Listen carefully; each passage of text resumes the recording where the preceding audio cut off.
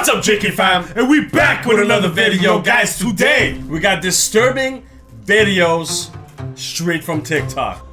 What? Whoa, what? What did he what? Bro, pause this shit. What the we ready, bro. The disturbing videos, bro, they're very disturbing, bro. That's what's the point of being disturbing if it's not disturbing, right? I'm excited, bro. I'm pumped too, man. We got more content coming your way, guys. Make sure that subscribe. Don't forget to give the video a like. That's how we know you appreciate it. We're on the road to 600,000 Yo, let's go, subscribers, bro. guys. From deadly siblings, disturbing secret laboratories, drunk neighbors, and haunting stalkers, here are some of the darkest TikToks ever uploaded to the platform. So we're about to witness here some dark, very moments. Bro, what the siblings, bro? What's up with the siblings, bro? Why siblings go against each other, bro? Here are some of the darkest TikToks Okay, we ready, bro. ever uploaded. Guys, buckle up, bro. How does platform let you upload stuff like that?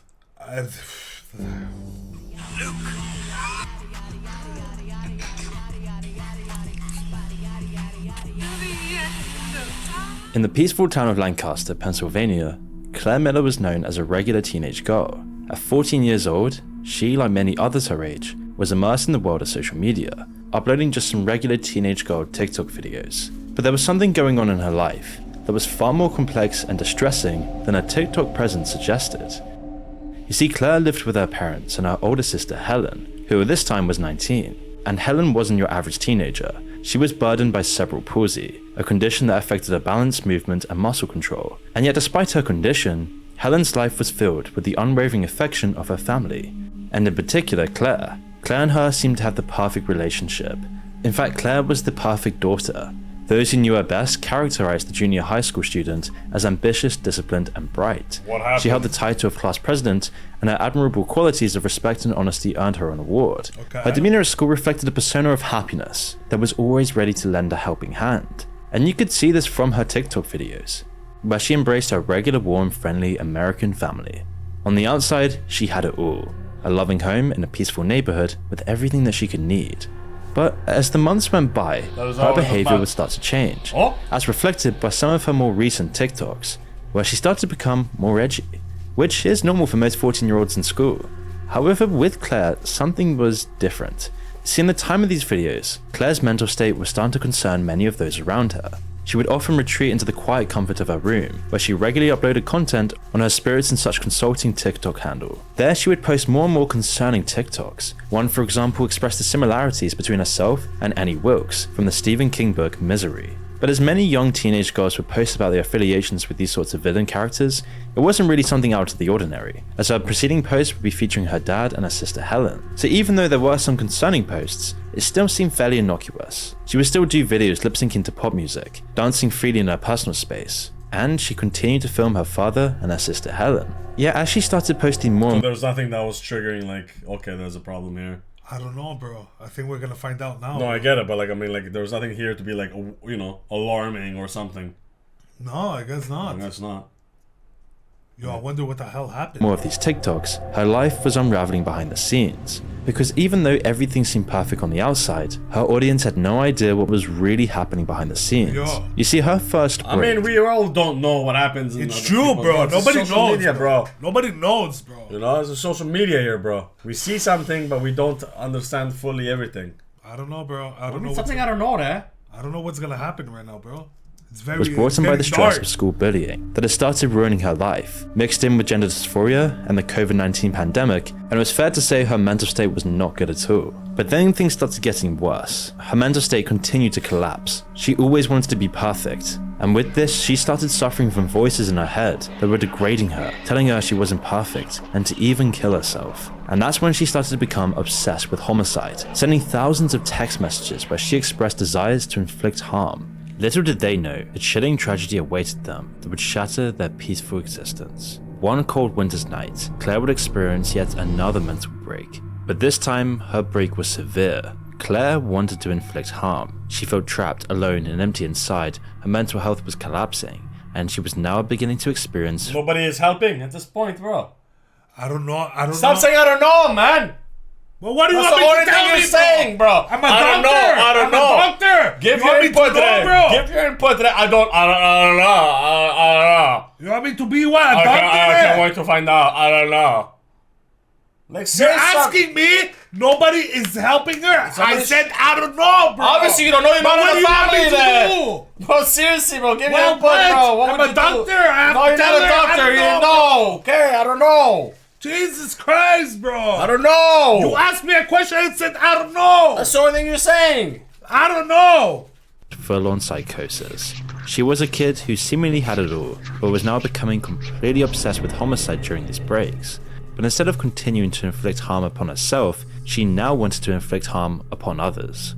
So as the night came around and her family went to sleep, Claire planned out a strategy with the voices in her head. The strategy wasn't complicated. It reminds me of From. The first season, yeah, the girl, the voices in her head. Oh, yeah, it's true, bro. Made her do things, you know? It's the demons, bro. Yeah, that's a demons, The demons bro. talking, bro. Yeah.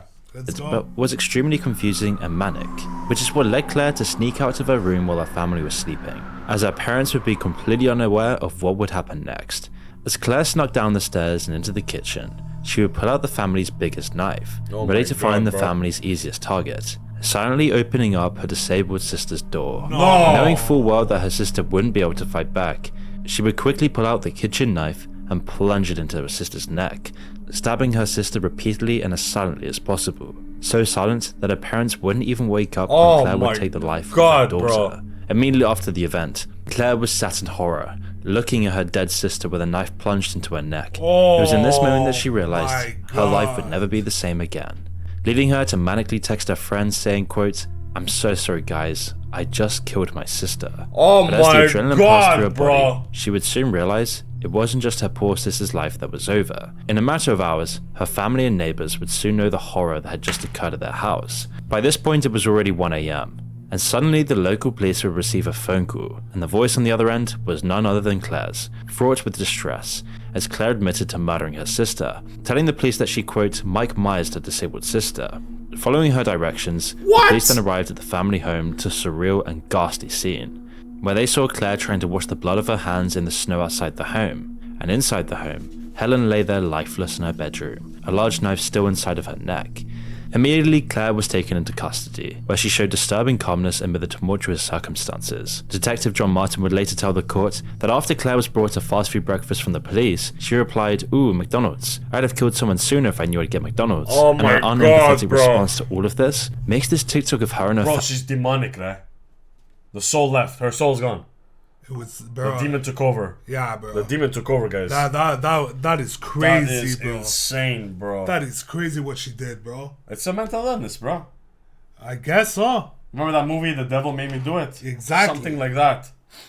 Something Her triggered. demons won, bro. Bro, it's not normal to do that, bro. It's not normal, bro. Really, Like, buddy. think, bro. Really, Think. Costa, really, bro. Really, it's not normal, bro. Now press play, bro. family together having fun, just so much more haunting.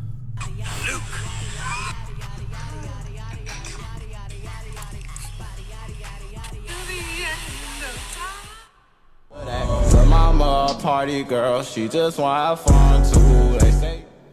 In the social media age, it can seem like everyone wants to be famous. And sometimes, it's true, we should bro. really be careful what we wish for. Mass appeal brings with it mass attention, and as an audience grows, so do the risks. Facts. A perfect example is Ava Majury, the now 16-year-old influencer who learned this fact under terrifying circumstances. Ava joined TikTok in April of 2020. Ava Her content was Grace. primarily lip sync and dance videos, just like every other teenager, though she always played the occasional prank on a family member.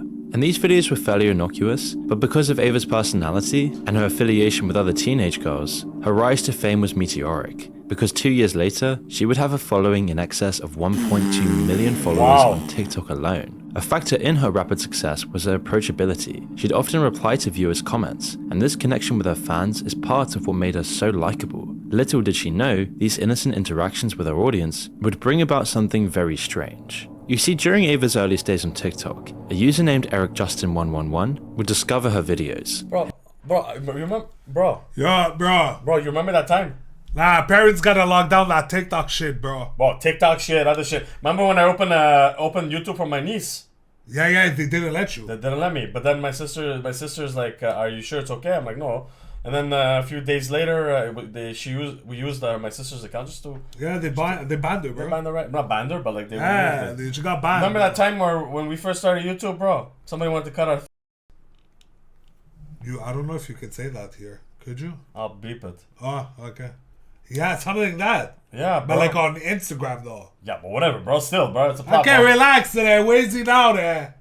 He's still probably watching, bro. It's true, bro. And he immediately began seeking the influencer's attention, and because she made a point to interact, occasionally he'd get a taste of it. Justin would then progress to sending direct messages through Snapchat and Instagram, and even joining online games with Ava and her brothers. Things became especially troubling when he started calling her on her personal cell phone. This shocked Ava, being just 14 years old at the time. What? Bro, how did he get his personal line, bro? How do you give your personal line, bro? Well, Like, sometimes these kids don't think, bro. probably they felt a connection at some point. Connection? Yeah, connection what, bro? What connection, bro? They're talking to each other daily. That's all. Here's my number.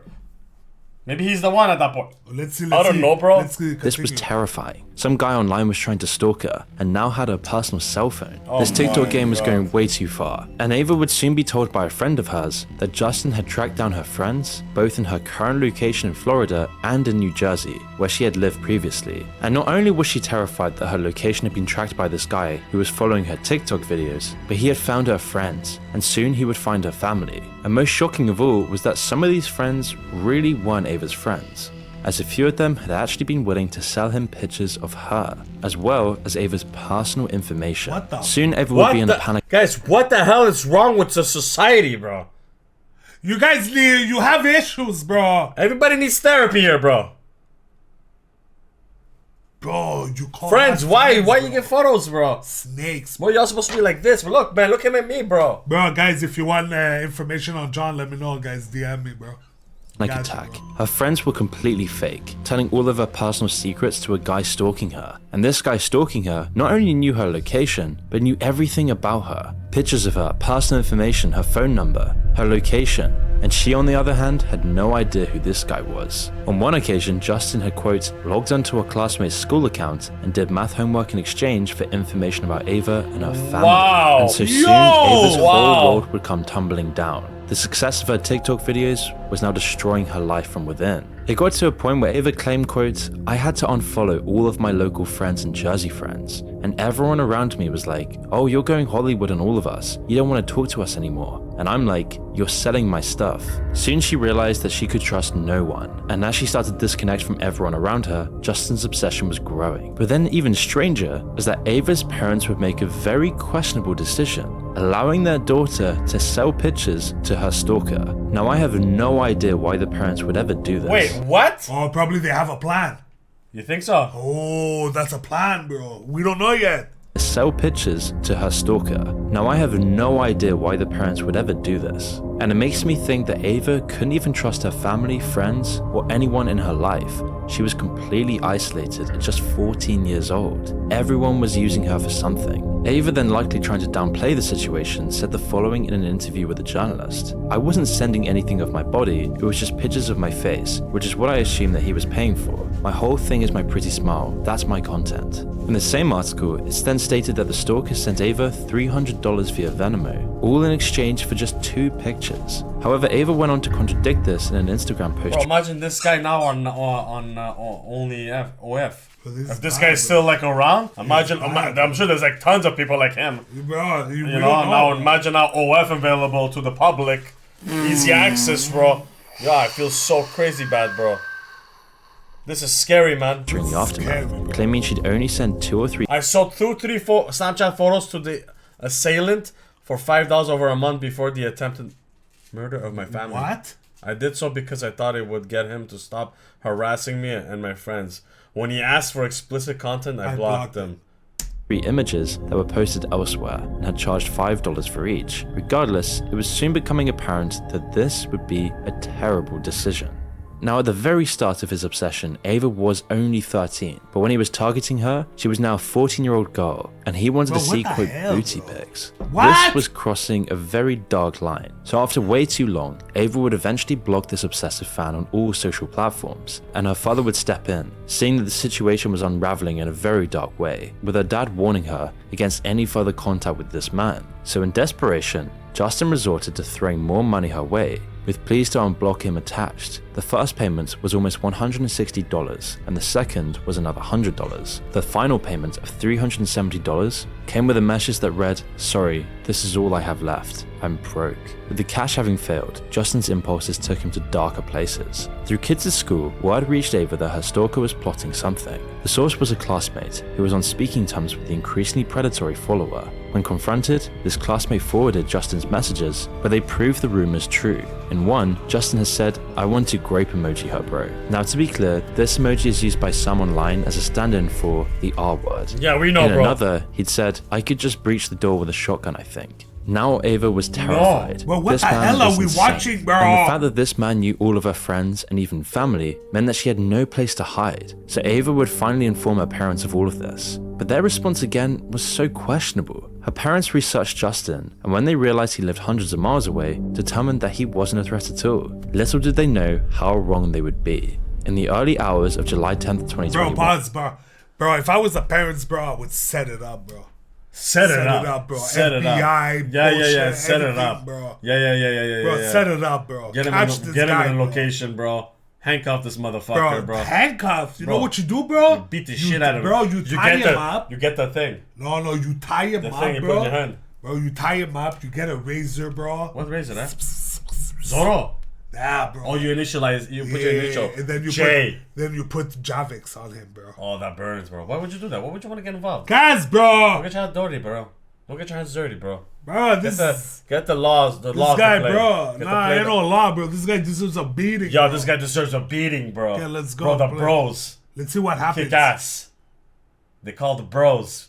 That's it, bro. We're like the Bash Brothers from Mighty Ducks. It's true, bro. Yeah, bro. Belly to belly, bro. Belly to belly. That's our final move, bro. Yeah, bro. Yeah. No, more power. Not, Okay, not, yeah. not a tap there, but like. One, Justin arrived at their residence armed with a shotgun, accessed through a local contact, and at 4:30 a.m., he used it to breach the front door as planned. As Ava reclaimed, quote, "All I remember was I heard it, felt it in my chest, and I looked up and there was a hole in my door from the fragments." With Justin shooting down their door, her parents rushed out of bed, her mum dialing in a panic 911, and her dad went straight towards the shooter. When her dad ran outside, Justin fled. The retired lieutenant gave chase but fell and wounded his knee. He then headed home, retrieved his pistol, and stood guard while waiting for the cops to arrive. No, strap But on, man. before they could, the Wait. predator returned. No. The dad demanded that Justin drop the weapon, but he would raise it instead. So with the adrenaline pumping through his veins, Ava's dad would shoot him cold. Police then recovered 2 phones from his body containing thousands of pictures of Ava. In this case, tragedy was averted. Everyone but the perpetrator Bro, survived. that's all you need a gun, bro. That's why we need a gun, bro. Then we're Safety, in Florida, bro. though, too, eh? You're not allowed. No, I think there's you're allowed there, Bro, bro. protect, I think- bro. You protect your family, bro. Man, take it, bro. If it goes to that situation, bro, you take it in your own hands, bro. Yo, and the guy had, bro, the pictures on his phone, bro.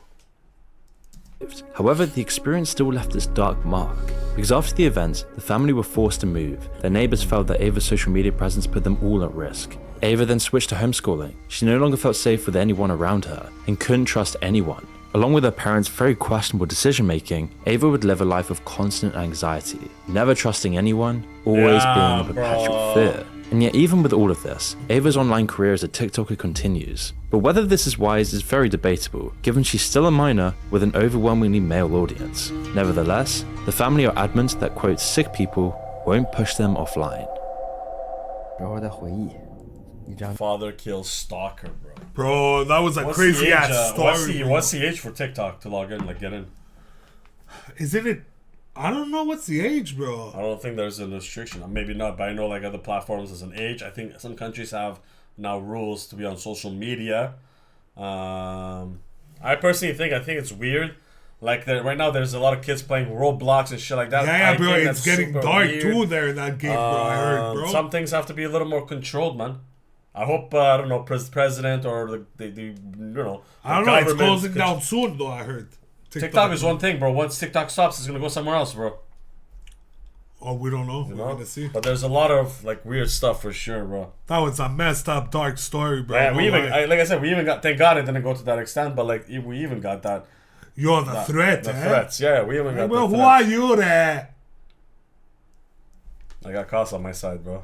Yeah, bro, I got you, bro. Let's go, bro. 面具，开心一整天。 Who? What? I don't know. I think it's the next one now. 兄弟们，防空洞 This video was 埋了个 uploaded to the 实验 Chinese 室 version of TikTok Douyin by an account called Beanbag Adventures, a rising TikTok creator who would document himself urban exploring around China, finding abandoned buildings, mysterious items, and exploring the unknown parts of the country. However, as he continued posting on TikTok, he would find more success with a different type of video. You see, he quickly noticed that by exploring dark and creepy locations, his TikTok views would explode. That's why in the video you just watched, you could tell he had become used to exploring these creepy locations, as his reactions were fairly calm considering how strange this abandoned place was. And yet weirdly, after just a few uploads documenting this abandoned place, his account would go silent, with his entire account and all the videos on it eventually being wiped from the entire platform. What? Now, this does happen all the time on TikTok, whether it be because the creator wants a new life, their videos aren't gaining enough attention, or their account was just blocked by the site. But in Beanbag Adventures' case, the reasons for his account and videos removal were so much darker. It was February 2022. Should I get a little more comfortable? Yeah, because this is intense, bro. Yeah. Well, I know TikTok blocks sometimes. Like my work, we did a video of a drifting video. Okay. We got blocked. For what We reason? got shadow banned. For what reason? Dangerous. Dangerous. A drifting video on the snow. No one around. Empty parking. It could be an automation. Did you guys? Could be an No, automated. it's very like, you know. Yeah, I guess. So go, continue. And Beanbag Adventures, who we'll call B from here on, arrived at a seemingly abandoned structure.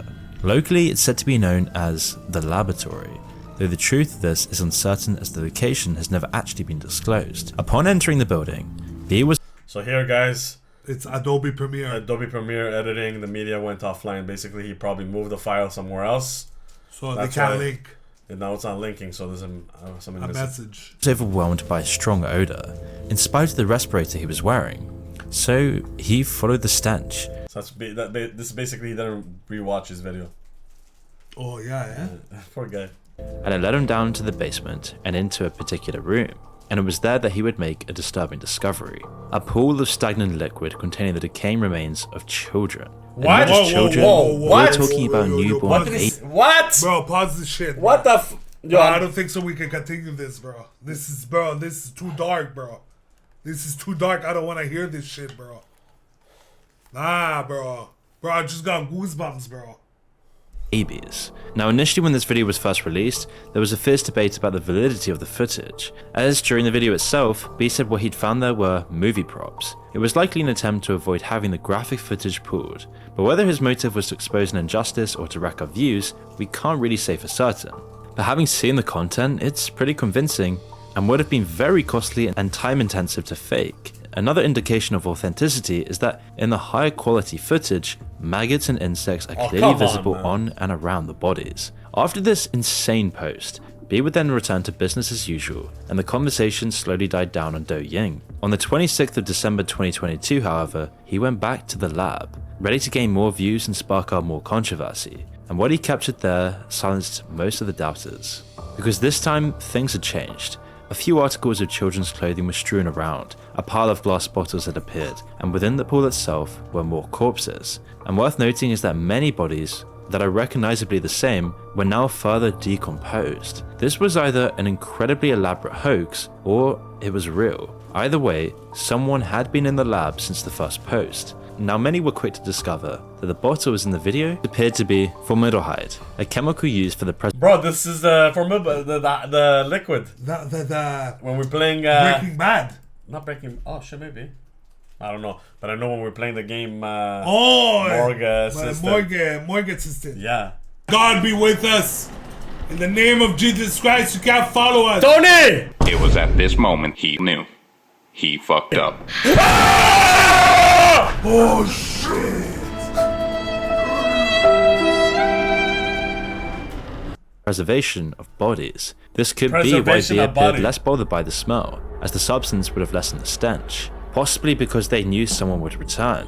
And the preservative being watered down is a reasonable explanation for why the dead aren't as bloated as bodies in the water usually are, and why they'd continue to decay, though not as much as they might have in other circumstances. After the second video blew up online, viewers had their own theories regarding the story behind it, Many believe that there was a ludicrously active serial killer or group of killers going around remote locations of China to dump their victims off. Others were still convinced it was an elaborate trick, but the theory that was really gaining traction at the time was a phenomenon already in public consciousness: organ harvesting. There was the suggestion that it was a black market effort, but the majority felt their government was behind it, and this idea wasn't without substance. It's well known now that China has a very low rate of organ donation, and yet seemingly has one of the largest transplant programs in the world. It's legal to harvest organs from prisoners in China, and they do this on an industrial scale. However, the prison population Industrial scale, Costa. doesn't include children, and yet both transplant tourists and wealthy natives will inevitably have children who need healthy organs. So China's medical industry always manages to find them somewhere, even though no one in China is donating them, especially not children's organs. And yet in the video, numerous children in the water have open chest cavities, and their organs are missing. It's harrowing to consider, but children being kidnapped for their organs is actually a reasonable possibility here. Exposing this apparent injustice then led his audience to believe that B was a brave whistleblower against the Chinese government. But there were a few details in later videos that would call this into question. As Beanbag eventually saw this massive growth in traffic and views, he would return to the building yet again and dig even deeper. This time he claimed to have found a fetus in a jar. Now it is briefly shown in the TikTok, but the viewers never really given a clear look, and there were no further details on this. He also found bags containing human bones, this time from adults. A dubious finding was the supposed human jaw found in a bag of remains. It had metalwork behind the back teeth with a significant protrusion on the outside of the jaw, perhaps as the result of a dental procedure or repaired break, but it's not dissimilar to the mechanisms found in anatomical models. The circular part of it looks somewhat like the fitting for a tooth implant, but it seems to sit too far back for this purpose. But in his fourth video, purported to be filmed on the upper floor of the building, B finds kids' clothes, bones, and masks. And with all this added layers of context, this TikTok video becomes incredibly dark, as this was the video that would confirm that this laboratory was not fake.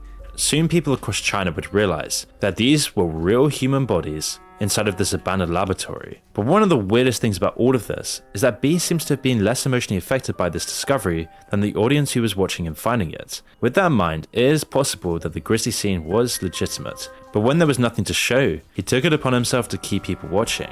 But as a result of him exposing these bodies within this underground laboratory, B's Douyin profile suddenly disappeared on the 15th of January 2023, and in the eyes of viewers, this gave credence to his claims. Admittedly, there was a widespread assumption that he was imprisoned or dead by the Chinese government, as this is a common practice for the Chinese government to do, silencing all— Keep him silent, bro. Keep him silent, bro. Keep it silent, bro. Keep him silent, bro. Bro, this is so dark, bro.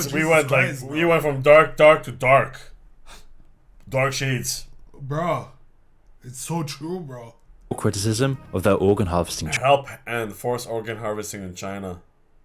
Oh my god. Trade, and the fact that the Chinese government worked with Douyin meant that this was very plausible, considering the huge backlash this was causing online against the Chinese government. But then, to his followers' surprise, the account was back a few days later, albeit with the lab videos removed. Since then, B has continued urban exploring, but has never addressed the gruesome happening. Did the authorities step in because the horrors were true? Was the government really trying to stem the flow of bad PR? Or was it something entirely else? Fishy story, bro. We'll never really know. Voila, bro. Fishy story, bro. What do you mean? What do you mean by fishy story? Fishy story, bro. He gets disappeared. He gets disappeared. Well, he disappears for a moment. Then his videos disappear. Then he comes back and like he doesn't say nothing, bro. It's a clone. Why? Ah, boy, you nailed it. It's a clone. They cloned him, bro. Let us know what are your thoughts on this, man. This is very dark, guys. Next up. Привет, у меня сейчас жесть история.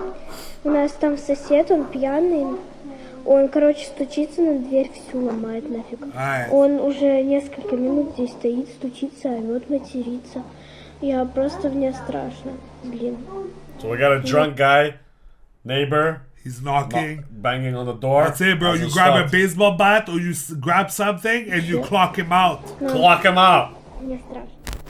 It's fair to say that nowhere should feel safer than our own homes. But in reality, sometimes danger can be closer than we'd like to believe. This is Felicia Konochuk, a 9-year-old girl from Chita, Russia. She lived in the city with her parents and 2 brothers, aged 4 and 14, with Felicia being described as pure, compassionate and generous. And yet, at a very surprisingly young age, she would suddenly begin posting videos to TikTok. And if you saw only this video posted by her on TikTok, you would never think twice about it, because the video was rather ordinary with the quality to be expected from a child of her age. It seemed to just be a silly random video that any child would make. However, after a few uploads, the account suddenly fell silent, which is to be expected with a 9-year-old girl on TikTok. She's at school, has a life, and she's only 9 years old. There's probably not much thought behind this video. However, her actual silence on the platform wasn't for any of these reasons, because Felicia was currently part of one of the most tragic stories I've ever seen on TikTok. It was February 17th, 2021. Oh, so what are we watching? We're basically going from... Yo, I love this channel, bro.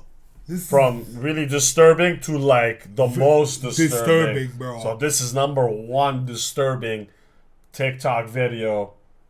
Oh my god. Charlie, close your ears, bro. This is not for you bro. guys. Oh, kids, please stop watching. That's it, bro. Let's At the go. time, Felicia and her siblings were all in their apartments while their dad, Fidel, was out shopping. Given the events that would unfold, Fidel has faced some criticism for leaving his kids home alone. However, this doesn't seem to have been the case. In truth, at the home, there were also repair workers present, and it was their ongoing repairs that sparked the ire of the man next door. This neighbor was the 33-year-old DIY store employee, Vasily Donets. According to Felicia's mother, Alina, the family previously had a good relationship with Donets, which only serves to make his actions all the more shocking. Fueled by alcohol and frustrated with the noise caused by the ongoing work in their house, he was going to confront his neighbors. He wanted peace and quiet and was sick of all the renovation work. So he turned up at the corner truck's door, and with no parents around to handle the situation, the children wisely chose not to answer the door. Now there's not many mentions of the renovation workers, but it's not hard to believe they'd have wanted to avoid getting involved in the affair of their clients. So there's a good chance they simply ignored the man at the door. Having gotten no response initially, Donets then became increasingly angry, and he was intent on making his feelings known.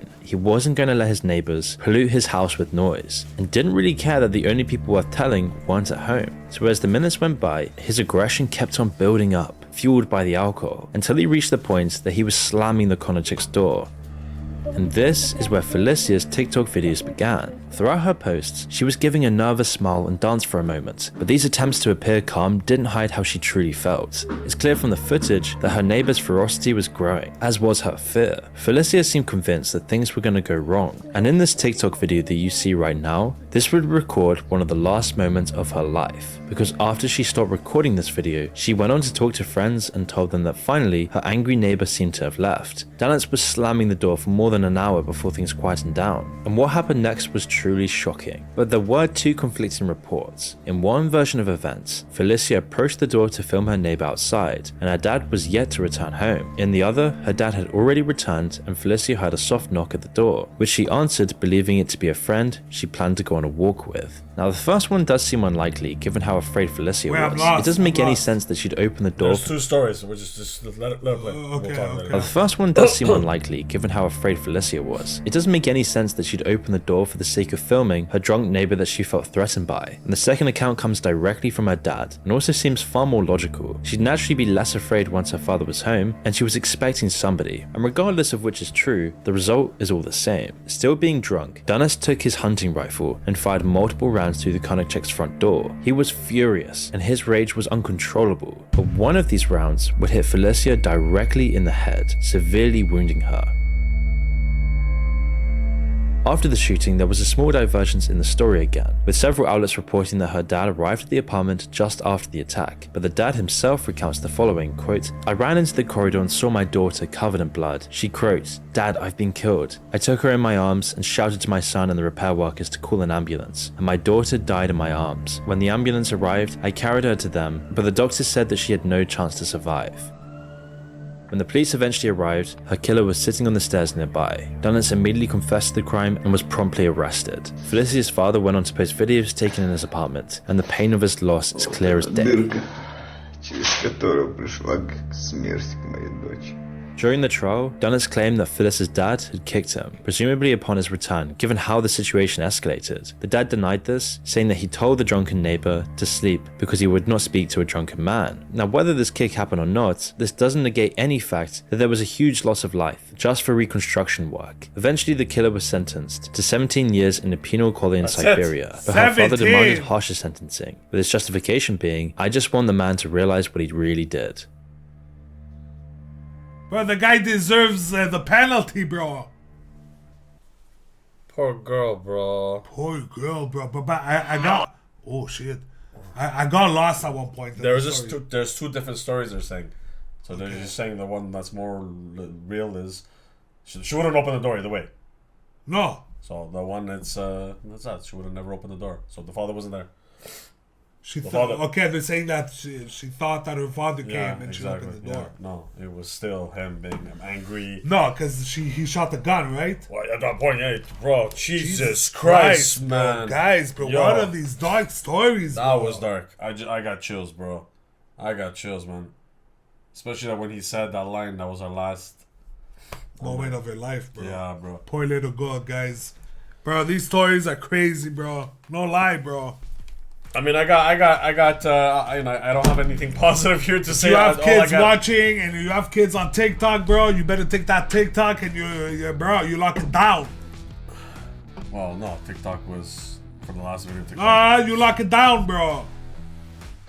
There's no that. The last video wasn't anything to do with TikTok, no, bro. I know it's true, but she had TikTok. She had TikTok, yeah. It's true, bro. But guys. When they were saying like she does like the girl videos like what kids do, my niece was exactly that. It was like those kind of videos. Like yo, this the story with the China thing. The China thing was super creepy. That was creepy. Very bro. sad beginning. First video here that we just finished with the Russian girl. The stalker is something that's very, very, it happens more than we know.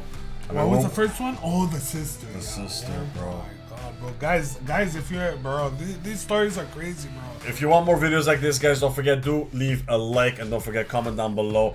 We love you incredibly. We're on the road to 600,000. Make sure you hit that subscribe if you're new, guys. And we'll see y'all on the next video.